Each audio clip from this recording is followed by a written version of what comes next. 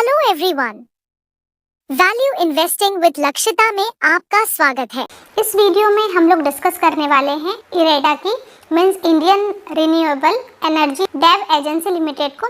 So guys, क्योंकि आज काफ़ी सारे लोगों के कमेंट्स आ रहे थे कि आज इस शेयर में लोअर सर्किट क्यों लगा, हमको 5% की बिकवाली क्यों देखने को मिली, तो इसी का आंसर हम लोग फाइंड करने का ट्राई करेंगे। और इसके अलावा ये कंपनी कैसी है, इसके पैरामीटर्स क्या है, बिजनेस किस टाइप से करती है, क्या लॉन्ग टर्म में हमारे पोर्टफोलियो का पार्ट हम लोग इसे बना सकते हैं, और अगर ऑलरेडी हमको आईपीओ लगा था या फिर अगर हम लोग इस कंपनी में इन्वेस्टेड हैं तो क्या हम लोग अपना जो इन्वेस्टमेंट है वो कैरी फॉरवर्ड कर सकते हैं, उसे आगे तक ले जा सकते हैं या नहीं, ये सारा डिस्कशन हम लोग इस वीडियो में करने वाले हैं। सो गाइस, अगर हम लोग इस कंपनी की बात करें तो पब्लिक सेक्टर इंटरप्राइज है, ये एक गवर्नमेंट कंपनी है और ये रीन्यूएबल एनर्जी में काम करती है। तो इसका जो बिजनेस है, बिजनेस तो बहुत अच्छा है। और अभी हमको बीच में हमारे प्राइम मिनिस्टर जो उन्होंने प्रधानमंत्री जो सूर्योदय योजना है उसको लॉन्च किया है, जिसमें काफ़ी सारे जो सोलार रूफटॉप है ये लगाए जाएंगे और 1 करोड़ लोगों के घरों को ये बेनिफिट मिलते हुए देखने को मिलेगा। तो कहीं ना कहीं उसका जो इम्पैक्ट है इस कंपनी पर हमको बहुत अच्छा देखने को मिला। प्लस इस कंपनी को गाइस मिनी रत्न के नाम से भी जाना जाता है। और अगर हम लोग इस कंपनी के और भी बिजनेसेस देखना चाहते हैं तो आप इसकी जो ऑफिशियल वेबसाइट है जो ireda.in है वहाँ पर जाकर देख सकते हैं। तो आपको यहाँ पे सारी इसकी डिटेल्स मिल जाएगी कि ये किस टाइप के काम करती है, क्या क्या सर्विसेज प्रोवाइड कराती है, क्या क्या प्रोडक्ट्स हैं इसके, ये आपको सारा इस वेबसाइट पर देखने को मिल जाएगा।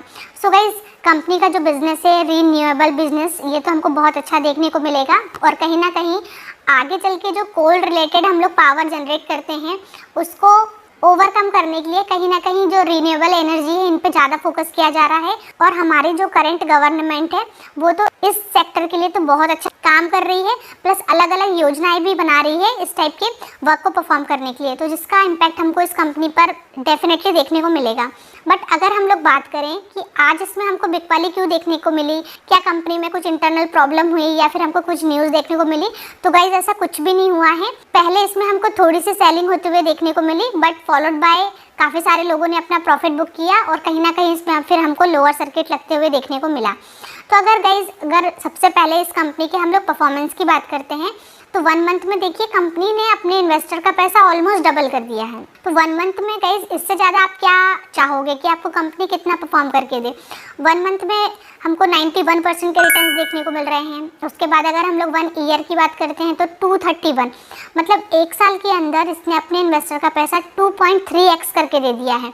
और अगर हम लोग मैक्सिमम चार्ट पैटर्न देखेंगे सो ये कंपनी हमको मार्केट में अभी 1 दिसंबर 2023 से ही लिस्ट होते हुए देखने को मिली है। मीन्स सोचिए आपको इसको कितने दिन हुए हैं, और वहाँ से कंपनी ने 200% के रिटर्न जनरेट करके दे दिए हैं। तो जिस भी इन्वेस्टर ने इस कंपनी में अपना इन्वेस्टमेंट किया होगा तो डेफिनेटली वो कहीं ना कहीं अपनी प्रॉफिट बुकिंग करते हैं, तो उसी का इम्पैक्ट हमको देखने को मिला है। बाकी कंपनी के फंडामेंटल्स हमको चेंज होते हुए नहीं देखने को मिल रहे हैं, इंटरनल कोई प्रॉब्लम नहीं है। तो जब तक हमको ऐसी न्यूज़ देखने को नहीं मिलती है तो हम लोग इस कंपनी के साथ इन्वेस्टमेंट कंटिन्यू कर सकते हैं। अब ठीक है, बीच बीच में थोड़ी थोड़ी प्रॉफिट बुकिंग आती है, क्योंकि जो इन्वेस्टर इन्वेस्ट करते हैं अगर उनका गोल अचीव हो जाता है, उनको पैसों की ज़रूरत होती है तो डेफिनेटली प्रॉफिट बुकिंग करते हैं, जिसके कारण हमको कभी कभी शेयर्स में डाउन देखने को मिलता है। बाकी कंपनी बहुत अच्छी है। अगर हम लोग इसके मार्केट कैप की बात करेंगे तो मार्केट कैप हमको 53,000 करोड़ का देखने को मिल रहा है। मीन्स कि ये लार्ज कैप कंपनी है और इसका पी रेशियो हमको 39 का देखने को मिल रहा है। और इसने जो अपना 52 वीक हाई लगाया था ये 214 रुपये का था और उसी के आसपास से अभी कंपनी ट्रेड कर रही है। और 52 वीक लो इसका 50 रुपीज़ का था। अब गाइज इसके एक बार हम लोग शेयर होल्डिंग पैटर्न और फाइनेंशियल्स भी एक बार चेक करते हैं। सो गाइज आ गए हैं हम लोग मनी कंट्रोल की वेबसाइट पर। अब सबसे पहले अगर हम लोग इस कंपनी के फाइनेंशियल्स देखें तो आप देखिए फाइनेंशियल्स में अगर हम लोग रिवेन्यू की बात करते हैं तो रिवेन्यू का ग्राफ जो है वो कितने ब्यूटीफुली हमको ऊपर जाते हुए देखने को मिल रहा है। एक भी इसमें ईयर ऐसा नहीं है कि कंपनी ने प्रीवियस ईयर से डाउन किया है अपने रिवेन्यू को, हमको धीरे धीरे बढ़ते हुए ही देखने को मिल रहा है। और अगर हम लोग नेट प्रॉफिट की बात करते हैं तो नेट प्रॉफिट का जो ग्राफ है ये भी हमको बहुत ही ब्यूटीफुल तरीके से बढ़ते हुए देखने को मिल रहा है। तो अगर आप 2019 में देखेंगे तो कंपनी ने 244 करोड़ रुपीज़ का बेनिफिट किया था, प्रॉफिट किया था, जो 23 में बढ़कर अब 864 हो गया है। मीन्स ऑलमोस्ट हमको 3.5x देखने को मिल रहा है। तो कंपनी ने तो ज़बरदस्त परफॉर्म किया है।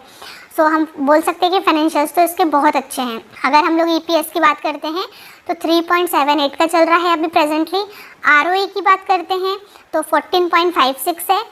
और अगर हम लोग डेट टू इक्विटी रेशियो की बात करते हैं तो एट प्रेजेंट हमको 6.77 का देखने को मिल रहा है। ठीक है, अब गाइज अगर हम लोग इसके शेयर होल्डिंग पैटर्न की बात करते हैं तो कंपनी के प्रमोटर के पास 75% का स्टेक है और कोई भी नंबर ऑफ जो स्टेक प्लेज करके नहीं रखा है। और अगर हम लोग FIIs की बात करते हैं तो FIIs इसमें 1.88% का स्टेक होल्ड करते हैं, DIIs इसमें 4.37% का स्टेक होल्ड करते हैं और जो पब्लिक है वो इसमें 18.75% का स्टेक होल्ड करते हैं। तो जो शेयर होल्डिंग पैटर्न है ये तो हमको बहुत अच्छा देखने को मिल रहा है। अब अगर हम लोग इसके कॉम्पिटिटर्स की बात करें तो NTPC, power grid corporation, Adani power, Tata power, तो ये जो भी पावर सेक्टर की कंपनीज है सारी है और सारी कंपनी का ब्लू चिप कंपनीज है, बड़ी कंपनी ही हमको देखने को मिल रही है। राइट, अब अगर हम लोग इसकी बैलेंस शीट पे देखें तो अगर हम लोग पहले कंपनी के रिजर्व्स एंड सरप्लस की बात करते हैं तो मार्च 19 में ये हमको 1700 के देखने को मिल रहे थे, फिर ये बढ़कर मार्च 23 में 3600 के हो गए हैं। मीन्स देखिए आपको कितना अच्छा, ऑलमोस्ट डबल से भी हमको ज़्यादा का देखने को मिल रहा है। तो कंपनी के जो रिजर्व्स एंड सरप्लस है इसमें तो हमको बहुत अच्छी ग्रोथ देखने को मिल रही है। और अगर हम लोग इसमें लॉन्ग टर्म बोरिंग की बात करते हैं तो हमको 11,500 करोड़ का कर्जा देखने को मिल रहा है और शॉर्ट टर्म बोरिंग की बात करते हैं तो 28,600 करोड़ का कर्जा, मीन्स कंपनी के ऊपर ज़बरदस्त कर्जा भी है। और अगर हम लोग इसके कैश एंड कैश इक्विवेलेंट की बात करते हैं तो हमको 954 करोड़ रुपीज़ का कैश एंड कैश इक्विवेलेंट भी देखने को मिल रहा है। सो गाइस बैलेंस शीट तो हमको ठीक ठाक देखने को मिल रही है। ठीक है, कंपनी के ऊपर बोरोइंग है, गवर्नमेंट कंपनी है, इसको चलाने के लिए फंडिंग की ज़रूरत पड़ती है तो ऑब्वियसली कंपनी के ऊपर कर्जा तो होगा। बाकी बैलेंस शीट भी हमको ठीक ठाक ही देखने को मिल रही है। सो गाइस जो भी हम लोगों ने इरेडा के पैरामीटर्स देखे, पैरामीटर वाइज तो कंपनी हमको बहुत अच्छी देखने को मिल रही है।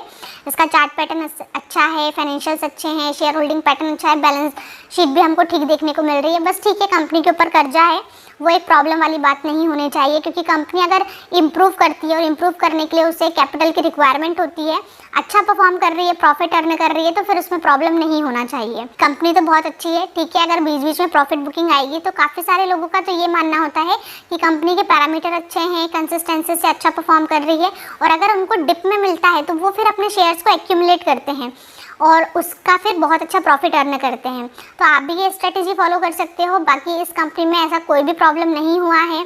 अगर लोअर सर्किट लगा है तो कोई भी उसकी इंटरनल प्रॉब्लम नहीं है। अगर आपको लग रहा है कि हाँ आप यहाँ से इसमें बाइंग कर सकते हैं तो डेफिनेटली आप छोटी सी पोजीशन बना सकते हैं। अगर आपको फॉलो अप सेलिंग और देखने को मिलती है तो और अच्छा मौका हो सकता है कि आप इसमें अपनी एंट्री बना सकते हैं। सो गाइस क्या ऑलरेडी आप इसमें इन्वेस्टेड हैं? क्या आपको IPO लगा था इरेडा का? आप कमेंट सेक्शन में बता सकते हैं। इसके अलावा शेयर मार्केट से रिलेटेड कोई और भी क्वेश्चन आपके माइंड में होंगे या फिर आप किसी पर्टिकुलर स्टॉक का एनालिसिस देखना चाहते हैं तो आप वो भी मुझे कॉमेंट सेक्शन में लिख दीजिए। मैं डेफिनेटली उस पर वीडियो बनाने का ट्राई करूँगी। और अगर अभी तक आपने इस चैनल को सब्सक्राइब नहीं किया है तो सब्सक्राइब कर लीजिए क्योंकि शेयर मार्केट से रिलेटेड जो भी रेगुलर अपडेट्स हैं वो आपको इस चैनल पर मिलते रहेंगे। आप बेल आइकन को भी प्रेस करके रख दीजिए तो जब भी मैं कोई नया वीडियो अपडेट करती हूँ उसका नोटिफिकेशन आपको पहले ही मिल जाएगा। Thank you for watching, bye bye.